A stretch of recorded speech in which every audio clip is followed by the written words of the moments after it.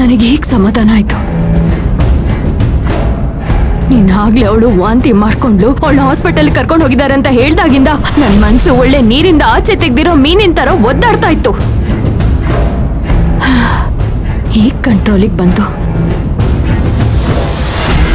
ಅವಳು ಪ್ರೆಗ್ನೆಂಟ್ ಅಲ್ಲ ಅಂದ್ಮೇಲೆ ತಾರಕ್ ಯಾಕೆ ಇಷ್ಟೊಂದು ಓವರ್ ಆಕ್ಟಿಂಗ್ ಮಾಡ್ದ? ಇದೆಲ್ಲ ಈ ಮನೆಯವ್ರನ್ನ ಆಟಾಡ್ಸೋದಕ್ ಮಾಡಿದ ಪ್ಲಾನ್ ಮೇಡಮ್. ಆ ಮಯೂರಿ ಪ್ರೆಗ್ನೆಂಟ್ ಅಂದ್ರೆ ಅವಳನ್ನ ತುಂಬಾ ಕೇರ್ ಮಾಡ್ತಾರೆ, ರಾಣಿ ತರ ಇರಬಹುದು, ಎಲ್ಲದಕ್ಕಿಂತ ಮುಖ್ಯವಾಗಿ ಅವ್ರಮ್ಮನ ಚೆನ್ನಾಗಿ ಗೋಳು ಇಕ್ಕೋಬಹುದು ಅಂತ ಹೀಗೆಲ್ಲ ಮಾಡಿದ್ದಾರೆ. ಆದ್ರೆ ಆ ಮಯೂರಿ ಎಲ್ಲಾರ ಮುಂದೆ ಬಂದು ನಾನ್ ಪ್ರೆಗ್ನೆಂಟ್ ಅಲ್ಲ ಅನ್ನೋ ಸತ್ಯ ಹೇಳಿದ್ಲು ನೋಡಿ. ಅಮ್ಮವ್ರಂತೂ ತುಂಬಾ ಆರಾಮಾಗೋದ್ರು. ಪಾಪ ಆ ದೊಡ್ಡ ಯಜಮಾನ್ರೆ ತುಂಬಾ ಬೇಜಾರ್ ಮಾಡ್ಕೊಂಡಿದ್ದು. ಅದೆಲ್ಲ ನನಗ್ ಬೇಕಾಗಿಲ್ಲ ರೇಣುಕಾ, ಅವ್ರೇನಾದ್ರೂ ಮಾಡ್ಕೊಳ್ಳಿ. ಆದ್ರೆ ತಾರಕ್ ಅವ್ರಮ್ಮನ ಗೋಳು ಹುಯ್ಕೊಳ್ಳೋದಿಕ್ಕೆ ಇಷ್ಟೆಲ್ಲ ಮಾಡ್ದ ಅಂದ್ರೆ ನನಗ್ ನಂಬೋದಿಕ್ಕೆ ಆಗ್ತಾ ಇಲ್ಲ. ಆದ್ರೂ ನಾನು ಈ ಪಾಯಿಂಟ್ ಇಟ್ಕೊಂಡೇ ಆಟ ಆಡ್ಬೇಕು. ಇನ್ನೇನೋ ಆಟ ಆಡೋ ಅವಶ್ಯಕತೆ ಇಲ್ಲ ಮೇಡಮ್. ಯಾಕಂದ್ರೆ ಅವರಿಬ್ರು ಒಂದಾಗೋದಕ್ಕೆ ಚಾನ್ಸೇ ಇಲ್ಲ. ಆ ಮಯೂರಿ ನೋಡಿದ್ರೆ ತಾರಕ್ ಸರ್ ಮೇಲೆ ಯಾವತ್ತೂ ಪ್ರೀತಿ ಹುಟ್ಟೋದೇ ಇಲ್ಲ ಅನ್ನೋಂಗ್ ಮಾತಾಡ್ತಾಳೆ. ಅಂದ್ಮೇಲೆ ಅವಳನ್ನ ಬೇಗ ಇಲ್ಲಿಂದ ಓಡಿಸಿ ನೀವ್ ಇಲ್ಲಿ ಬಂದು ಸೆಟ್ಲ್ ಆಗ್ಬಹುದು. ಅದೇನೋ ಸರಿ, ಹಾಗಂತ ನಾವು ಎಚ್ಚರ ತಪ್ಪಬಾರ್ದು. ಇಬ್ರಿಗೂ ವಯಸ್ಸಿದೆ, ಇಬ್ರಿಗೂ ಆಸೆನೂ ಇರುತ್ತೆ. ಅಂಡ್ ಅವರಿಬ್ರು ಒಂದೇ ರೂಮಲ್ಲೂ ಮಲಗ್ತಾರೆ. ಏನೂ ಆಗಲ್ಲ ಅಂತ ಏನ್ ಗ್ಯಾರಂಟಿ? ಯಾವ ಕ್ಷಣದಲ್ಲಿ ಬೇಕಾದ್ರೂ ಏನಾದ್ರೂ ಆಗ್ಬೋದು. ಅದಕ್ಕೆ ಎಷ್ಟು ಬೇಗ ಸಾಧ್ಯ ಆಗುತ್ತೋ ಅಷ್ಟು ಬೇಗ ಮಯೂರಿನ ಮನೆಯಿಂದ ಆಚೆ ಹಾಕ್ಬೇಕು. ಅದಕ್ಕೆ ನಾನೇನಾದ್ರೂ ಪ್ಲಾನ್ ಮಾಡ್ತೀನಿ, ನೀನ್ ಕೇರ್ಫುಲ್ ಆಗಿ ಗಮನಿಸ್ತಾ ಇರು. ಸರಿ ಮೇಡಮ್.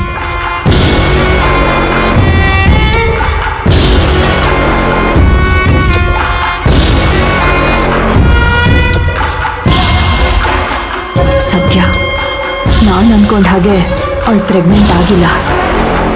ಇನ್ನೇನೇ ಇದ್ರೂ ಅವಳಿಗೆ ಮನೆಯಿಂದ ಗೇಟ್ ಪಾಸ್ ಕೊಡ್ಬೇಕು. ನಾನು ಕೆಟ್ಟಿನ ಹಾಕ್ಬೇಕು.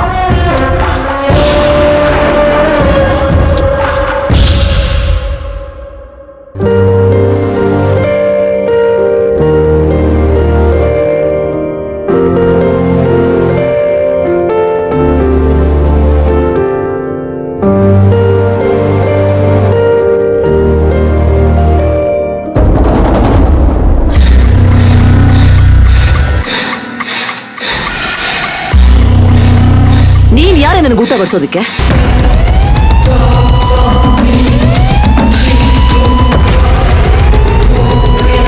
ನಿನ್ನಂತವಳು ಮುಖ ನೋಡೋದಕ್ಕೂ ನನಗೆ ಅಸಹ್ಯ ಆಗತ್ತೆ. ಹೋಗೆ ದೂರ ನಿಂತ್ಕೋ. ಮೇಡಮ್ ಅವ್ರೆ, ಯಾವಾಗ್ಲೂ ನಾನೇ ಅಲ್ವಾ ನಿಮಗೆ ಊಟ ಬಡಿಸೋದು? ಈಗೇನಾಯ್ತು? ಅದನ್ ಬೇರೆ ನಿನ್ನ ಹತ್ರ ಹೇಳ್ಕೊಂಡು ಕುತ್ಕೋತಾರೆ. ಏನೇ, ನೀನು ಊಟ ಬಡಿಸಿದ್ರೆ ಮಾತ್ರ ನಾನು ಊಟ ಮಾಡೋದಾ? ಇಲ್ಲಾಂದ್ರೆ ನಾನು ಊಟನೇ ಮಾಡಲ್ವಾ?